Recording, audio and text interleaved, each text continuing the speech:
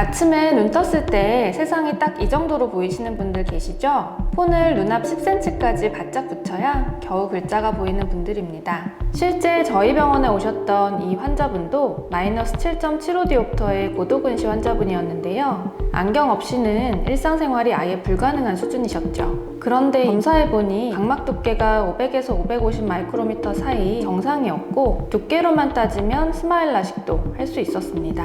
하지만 제 선택은 달랐습니다. 저는 스마일 라식이 아니라 투데이 라섹을 권유했는데요. 오늘 실제 진료 차트를 보면서 그 이유를 알려드리겠습니다.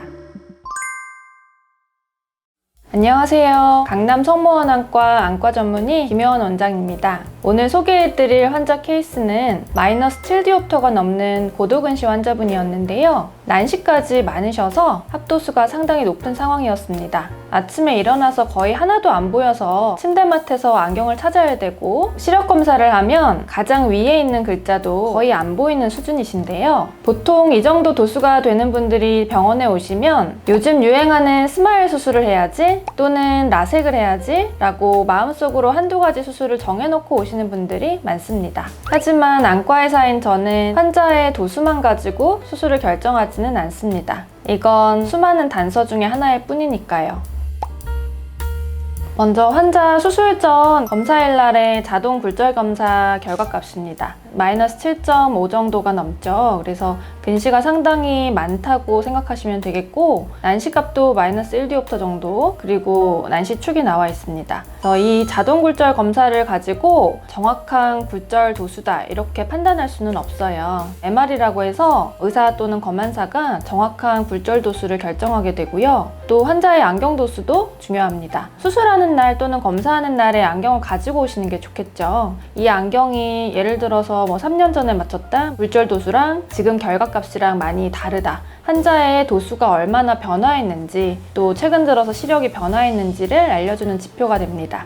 그리고 검사일 날 나은 시력, 즉 안경을 안 쓴 시력과 동공 크기가 나와 있는데요. 이 나은 시력은 사실 수술할 때 그렇게 중요하지는 않습니다. 왜냐하면 이렇게 고도근시 환자분들은 0.1을 못 보시는 경우가 대부분이기 때문에 0.05 이 정도는 평균적인 시력이다. 그렇지만 이제 안경 쓴 시력이 중요하겠죠. 예를 들어 한쪽은 1.0인데 한쪽은 0.8이다. 이 최대 교정 시력이 한쪽이 낮은 겁니다. 좋은 쪽으로만 봤고 안 좋은 쪽으로는 잘 안 봤다. 대충 이렇게 생각할 수 있겠고, 어린 시절부터 최대 교정 시력이 발달을 해와야 되는데 0.8밖에 안 나온다. 그러면 이쪽 눈을 약시라고 합니다. 그래서 약시인 쪽이 있는지 이거를 감별하는 검사도 상당히 중요하고요. 환자가 시력이 덜 나오게 되면 저희가 수술 전에 미리 설명하고 최대 시력을 예측하게 됩니다. 이쪽은 1.2가 나올 텐데 이쪽은 1.0까지 나올 겁니다. 이런 식으로 말씀을 미리 드립니다. 그래서 수술 전에 굴절 검사랑 시력 검사가 상당히 중요하다, 이렇게 말씀드리고 싶고요. 다음으로 저희가 확인한 단서는 각막 두께 검사였습니다. 각막 두께 검사를 적어도 3가지 이상 검사하고 있는데요. 이거는 이제 각막 곡률이 나와 있고 각막 두께 검사가 나와 있는데 한 500에서 550 사이에 속해 있는 정상 각막 두께로 보시면 됩니다. 초음파 검사도 역시 비슷하게 나오죠? 한 530 정도로 생각하시면 되고, 이제 이거는 스페큘러 마이크로스코피라고 해서 내피세포 촬영하는 경미한 현미경 검사인데, 여기서는 각막 두께가 좀 510에서 20 사이로 약간 낮게 측정이 됩니다.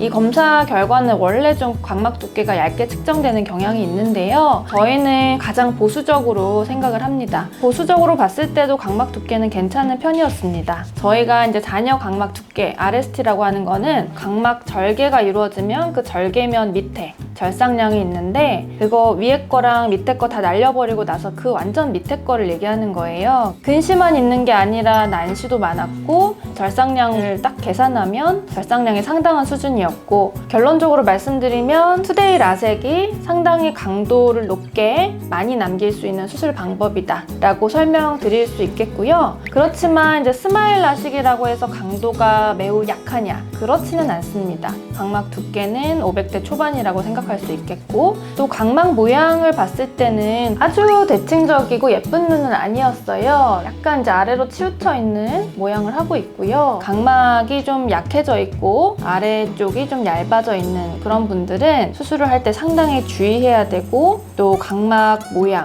즉 각막 지용도 검사상에 어떤 나오는 그런 패턴들을 보정하시는 게 좋습니다. 그래서 저는 투데이 라섹 하면서 각막 지형도 검사를 보정한 그런 수술을 권유드렸고, 실제로 환자분께서는 처음에 스마일을 해야지 하고 오셨다가 제 자세한 설명을 듣고 라섹으로 마음을 바꾸셨어요.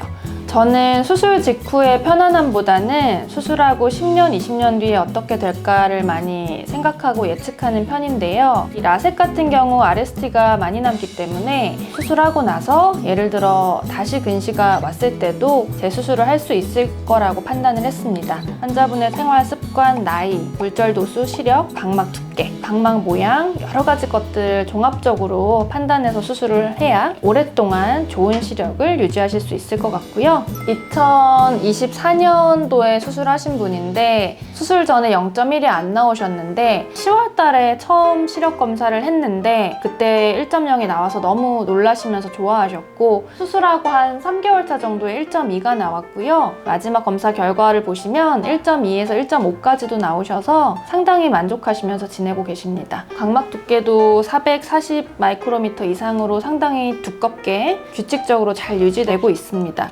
이분 그리고 기억나는 게 수술 날에 데이터가 약간 달랐어요. 실제 검사랑 기계상의 검사랑 좀 다른 경우가 있거든요.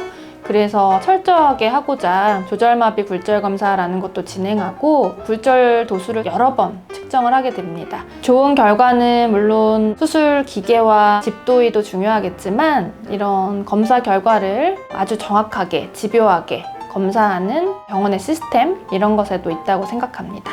오늘 영상이 시력 교정술을 고민하는 많은 분들께 도움이 되셨으면 좋겠습니다. 지금까지 강남 성모원 안과 안과 전문의 김효원이었습니다. 감사합니다.